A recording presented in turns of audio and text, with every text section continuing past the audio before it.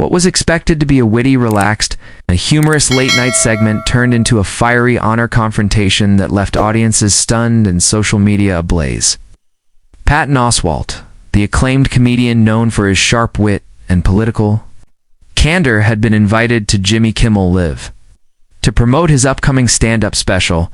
The crowd was buzzing with excitement, eager to hear Patton's trademark blend of satire and social commentary. As he walked on stage, greeted by cheers and Kimmel's usual welcoming tone, there was no hint of the drama that would unfold. Their exchange began lightheartedly, with banter about parenting and pop culture, but quickly shifted gears when the conversation turned toward political correctness in comedy and the cancel culture debate. Jimmy, perhaps attempting to play devil's advocate, made a comment that would ultimately light the match to an explosive moment. "Don't you think comedians like you are part of the problem? Always playing the victim while claiming to be the brave ones." Patton blinked, then leaned forward slightly, visibly caught off guard but not rattled. "Excuse me?" he asked, voice steady but eyes narrowing. Jimmy continued, "I mean, sometimes it feels like guys like you want to have it both ways, criticize the system, but also cry when there's backlash." The audience gave a nervous laugh, unsure if this was still part of the bit. Patton's smile faded completely. "Is that what this is?" he said sharply. "You brought me on to peddle the same tired narrative that holding powerful people accountable is just some sort of victim complex?" There was a long silence. Kimmel, clearly trying to recover, chuckled and replied, "I'm just asking questions, man." But Patton wasn't having it. That's what people say right before they legitimize garbage ideas. "You want a funny segment? Fine. But if we're going to talk real, don't gaslight me on your couch." The tension thickened as Kimmel tried to steer the conversation back into safer waters.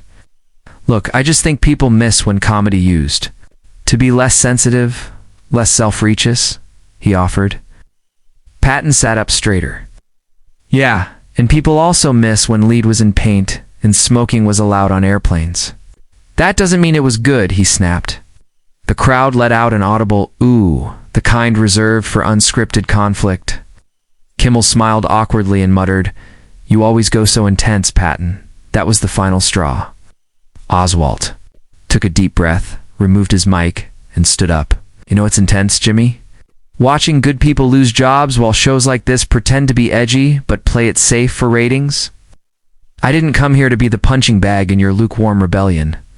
And with that, he walked off stage, leaving a stunned Kimmel and a silent audience behind. Immediately after the show aired, clips of the confrontation spread like wildfire across Twitter, Reddit, and YouTube. Fans and critics alike rushed to analyze every second of the exchange. Some praised Patton for standing up for his values and refusing to be baited into a one-sided debate masquerading as conversation. Others accused him of being overly sensitive, unable to handle simple questions. But the footage didn't live. Tone, the body language, the shift from banter to biting tension, it was all captured in high definition. And people couldn't stop watching. By morning, hashtags like #PattonVSKimmel and #WalkOffComedy were trending globally. Memes were born. Hot takes flooded news outlets and podcasts. This wasn't just a late-night spat. It had become a cultural flashpoint. Jimmy Kimmel's camp quickly issued a vague statement. "We value honest discussion and appreciate Patton's perspective. Emotions can run high during meaningful conversations." Patton, however, remained silent for nearly 24 hours. When he finally broke his silence, he posted a lengthy message on Instagram. "I've always believed in comedy that challenges, not comforts," he wrote. "But lately I've noticed the disturbing trend in media where provocation is confused with bravery, and truth is mocked for being too intense. If that makes me a problem, then I'm happy to be one." The post received hundreds of thousands of likes and was shared widely across platforms, reigniting conversations about the state of comedy, the role of late-night shows, and the fine line between challenge and cruelty. Other comedians began weighing in. Some like Sarah Silverman and Mark Maron expressed solidarity with Patton, noting that the pressure to keep it safe in mainstream comedy had diluted meaningful satire. Others, like Bill Maher and Joe Rogan, mocked the walk-off, calling it performative outrage and another case of thin-skinned liberal fragility. But what made this particular incident resonate wasn't just the clash of two famous voices, it was how symbolic it felt. Two men who once shared similar liberal ideals, now standing on opposite ends of what it means to be outspoken.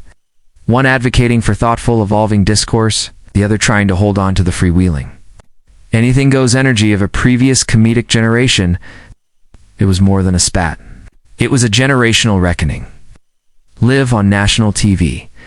Asterisk late-night hosts have long been considered the gatekeepers of public discourse, balancing humor and commentary with mass appeal, but Patton's walk-off pulled the curtain back on what many viewers had sensed for years, that much of what passes for debate in these segments is pre-scripted theater with no real depth.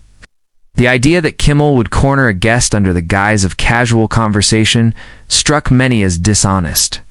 In interviews following the incident, industry insiders admitted the moment was unscripted and unplanned.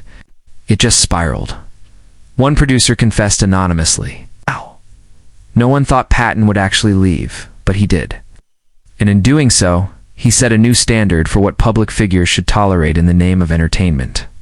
Asterisk, interestingly, the confrontation also reignited conversations about how comedy should evolve in an age where awareness and accountability are demanded, not optional. Universities hosted roundtable discussions. Comedy clubs booked themed nights around conscience comedy. Podcasts brought in voices from all corners of the debate. Patton, intentionally or not, had thrown a grenade into a complacent landscape. And while some recoiled from the explosion, others saw it as necessary, he later told a reporter. "I didn't walk off to prove a point. I walked off because I refused to sit quietly while someone discredits what I care deeply about. Comedy doesn't have to be cruel to be effective. It just has to be honest." Asterisk, despite the polarization, Patton's upcoming special saw a massive surge in pre-orders and ticket sales for his live tour. Audiences now viewed him not just as a comedian, but as someone willing to draw boundaries, even at the cost of career-safe PR.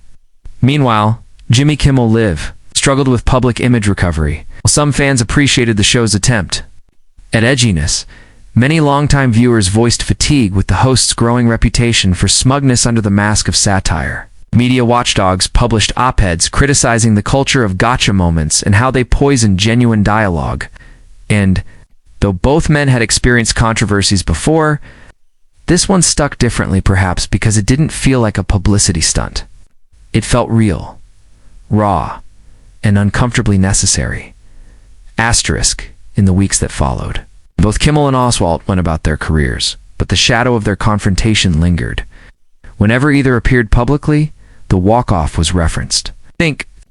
Pieces were written about it being a defining moment in the culture war within comedy. And yet, in the quiet corners of online discourse, something else began to emerge: a respect for the discomfort.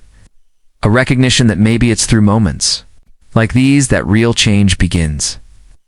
Patton Oswalt didn't walk out to make a spectacle. He walked out to reclaim the integrity of conversation, to challenge the performative neutrality of media, and to remind viewers that even comedians, especially comedians, have the right to draw the line. In doing so, he didn't just exit a stage.